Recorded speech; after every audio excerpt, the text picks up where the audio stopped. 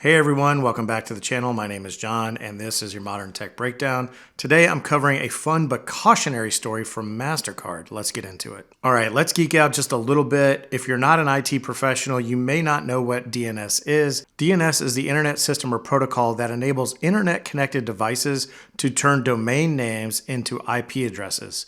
Computers need IP addresses in order to communicate over the internet, and the DNS system helps by taking a domain name and turning it into an IP address that can be used for communication. The most common analogy for DNS is a phone book. Just like how a phone book turns a person's name into a phone number, the DNS system turns google.com into an IP address. There's all sorts of complexity and nuance into how this happens, but for this story, this level of detail is enough. Now let's get into this story from Krebs on security about Mastercard.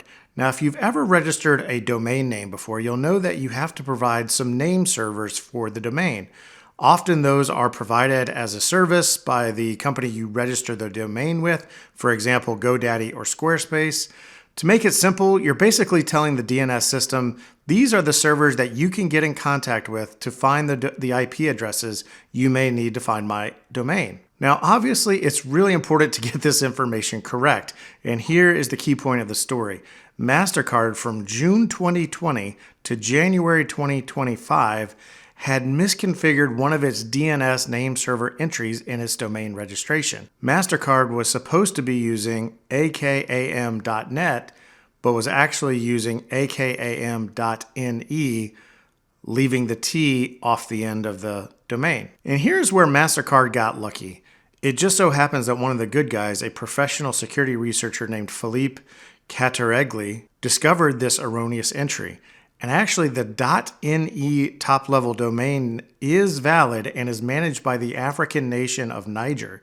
So Philippe registered the erroneous domain, and then he started seeing hundreds of thousands of hits a day on this domain from computers across the globe trying to hit a Mastercard server. Now, Philippe is one of the good guys, and he disclosed this error to Mastercard privately, and they fixed the typo. But if a bad guy had discovered this, they could have impersonated Mastercard on the web, probably could have gotten certificates issued, and maybe siphoned off some email traffic meant for Mastercard employees. So that's basically the story. For almost 5 years, one little typo from someone setting up Mastercard's domain name created a very large and potentially very problematic security vulnerability. And I think if you're an IT professional, the lesson here is pretty obvious.